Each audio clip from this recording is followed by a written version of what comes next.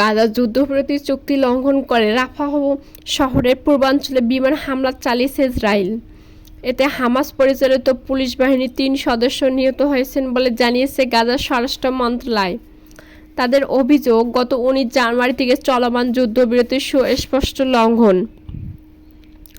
তবে ইসরায়েলি বাহিনী জানিয়েছে তারা কয়েকজন সশস্ত্র ব্যক্তিকে লক্ষ্য করে এ হামলা চালিয়েছে, যারা কিনা তাদের বাহিনীর দিকে এগিয়ে যাচ্ছিল। এদিকে পরিচালিত গাজার স্বরাষ্ট্র মন্ত্রণালয়ের এক বিবৃতিতে বলা হয়েছে, নিহত পুলিশ সদস্যরা গাজায় ত্রাণবাহী ট্রাক প্রবেশের নিরাপত্তা নিশ্চিতে মোতায়েন ছিলেন। বিবৃতিতে উল্লেখ করা হয়, মন্ত্রণালয় বরাবর ইসরায়েলের এই অপরাধের নিন্দা জানাচ্ছে এবং মধ্যস্থকারী ও আন্তর্জাতিক সম্প্রদায়কে আহ্বান জানাচ্ছেন যে দখলদার বাহিনীকে পুলিশ বাহিনীর উপর হামলা বন্ধ করতে বাধ্য করা হয়। অন্যদিকে ইসরায়েলি সেনাবাহিনী জানিয়েছে তারা কয়েকজন সশস্ত্র ব্যক্তিকে লক্ষ্যবস্তু করেছিল, যারা তাদের বাহিনীর দিকে এগিয়ে যাচ্ছিল। একই সঙ্গে ইসরায়েলি বাহিনী দাবি করেছে যে হামলার লক্ষ্য সঠিকভাবে অর্জিত হয়েছে। পাশাপাশি ইসরায়েলি সেনাবাহিনী গাজার সব বাসিন্দাকে তাদের নির্দেশনা মেনে চলার এবং ওই অঞ্চলে মোতায়েন ইসরায়েলি সেনাদের কাছাকাছি না যাওয়ার আহ্বান জানিয়েছে। এদিকে লেবাননের বৈরুতের রফিক হারিরি আন্তর্জাতিক বিমানবন্দরে অবতরণের অনুমতি পায়নি ইরানের একটি বিমানের ফ্লাইট। এর ফলে তেহরানে আটকে পড়া বেশ কয়েকজন লেবানিজ নাগরিক। এ ঘটনায় প্রতিবাদ জানিয়েছে হিজবুল্লাহর মিডিয়া অফিস এই ঘটনার প্রতি উদ্বেগ প্রকাশ করেছে এবং লেবানিজ নাগরিকদের বিদেশে আটকে পড়ার পরিস্থিতির নিন্দা করেছে। ইসরায়েলি সেনাবাহিনী ইরানি বিমানটিকে লক্ষ্য করার হুমকি দেয়। এ কারণে লেবানন কর্তৃপক্ষ বিমানটি অবতরণ করতে দেয়নি। লেবানিজ পার্লামেন্টের সদস্য ইব্রাহিম আল মুসাউইস ইসরায়েলের এই কর্মকাণ্ডের নিন্দা করেন এবং বলেন, জায়নিস্ট শত্রু লেবাননের সার্বভৌমত্ব লঙ্ঘনের জন্য আন্তর্জাতিক সম্প্রদায়, বিশেষ করে যুক্তরাষ্ট্রের সমর্থন পাওয়ার কারণে আরও আক্রমণাত্মক হয়ে উঠছে।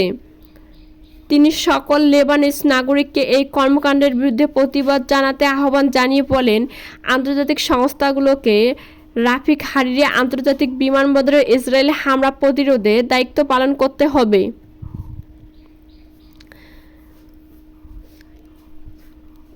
মুসাউই আরও বলেন, কোনো অবস্থাতেই লেবানন ইসরায়েলি হুমকির কাছে নত হওয়া উচিত নয়। তিনি জনগণকে শান্তি ও দায়িত্বশীলতার সাথে নিজেদের বিরোধ শান্তিপূর্ণভাবে প্রকাশ করতে উৎসাহিত করেন। এদিকে লেবানিজ নাগরিকরা বিমানটির অবতরণ নিষেধাজ্ঞার বিরুদ্ধে প্রতিবাদ জানাতে রাস্তায় নেমে আসেন। তারা বিমানবন্দরের কাছে সমবেত হয়ে আমেরিকা আমাদের শাসন করতে পারে না বলে স্লোগান দেন। স্থানীয় প্রতিবেদন অনুযায়ী রফিক হারিরি বিমানবন্দর কর্তৃপক্ষ তেহরান বৈরুত ফ্লাইটটির অবতরণের অনুমতি প্রত্যাখ্যান করেছে। আরব নিউজ তাদের প্রতিবেদনে জানিয়েছে, বৈরুতের আকাশে ইসরায়েলি যুদ্ধবিমান উঠতে দেখা গেছে। অন্যদিকে লেবানন ও ইরানের পররাষ্ট্র মন্ত্রণালয় বৈরুত থেকে ফিরতে ইচ্ছুক লেবানিজ যাত্রীদের জন্য আলোচনা চালিয়ে যাচ্ছে। লেবাননের স্বরাষ্ট্রমন্ত্রী ইউসুফ রাজি বলেন, তেহরানে লেবাননের রাষ্ট্রদূতের মাধ্যমে এই প্রক্রিয়া চলছে। এদিকে রাতে বৈরুত বিমানবন্দরের রাষ্ট্রগুলো বিক্ষোভকারীদের অবরোধের কারণে বন্ধ হয়ে যায়, যার পরে সেনাবাহিনীর হস্তক্ষেপের পরে খুলে দেয়া হয়। হিজবুল্লাহর শত সমর্থক রাস্তায় নেমে বিক্ষোভ করে এবং অভিযোগ করে, লেবাননের সরকার ইসরায়েলি ও মার্কিন চাপে নতি স্বীকার করেছে। ইসরায়েলি সামরিক মুখপাত্র আবিখাই আদ্রাই দাবি করেন, কুদস ফোর্স ও হিজবুল্লাহ বৈরুত বিমানবন্দরকে অর্থ পাচারের জন্য ব্যবহার করছে। এই প্রেক্ষিতে লেবাননের বিমান চলাচল কর্তৃপক্ষ জানায়, বৈরুত বিমানবন্দরের নিরাপত্তা নিশ্চিত করতে নতুন ব্যবস্থা নেওয়া হচ্ছে, যা আন্তর্জাতিক মান বজায় রেখে বাস্তবায়িত হবে। ফেব্রুয়ারি